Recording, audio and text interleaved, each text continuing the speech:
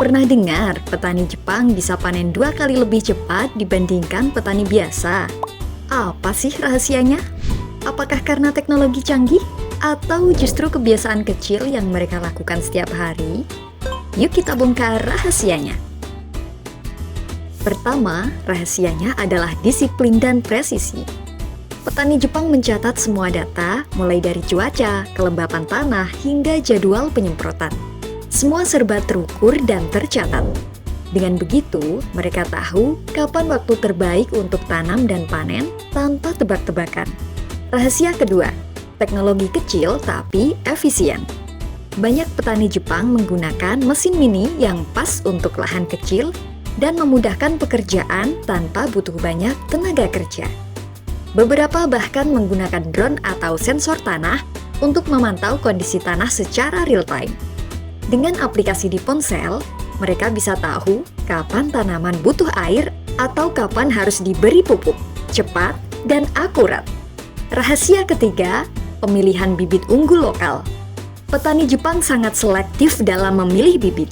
Mereka hanya menggunakan varietas unggulan lokal yang tahan penyakit dan cocok dengan musim. Bahkan, banyak yang melakukan uji coba kecil di rumah kaca sebelum tanam besar-besaran. Hasilnya, tanaman tumbuh lebih cepat, kuat, dan panen bisa dilakukan lebih awal dari biasanya. Rahasia keempat, tanam bertingkat dan sistem padat. Dengan teknik ini, mereka bisa menanam lebih banyak tanaman dalam ruang yang lebih sempit, tapi sehat dan produktif. Teknik ini memaksimalkan ruang, menghemat air, dan mempercepat masa panen karena sistemnya sudah sangat terkontrol. Satu lagi trik yang jarang diketahui, manajemen air super efisien. Jepang tidak punya lahan luas seperti negara lain, jadi mereka sangat menghemat air. Mereka menggunakan sistem irigasi tetes dan alat pengukur kelembapan untuk memastikan air hanya digunakan saat dibutuhkan. Dengan cara ini, tanaman tumbuh maksimal tanpa boros air.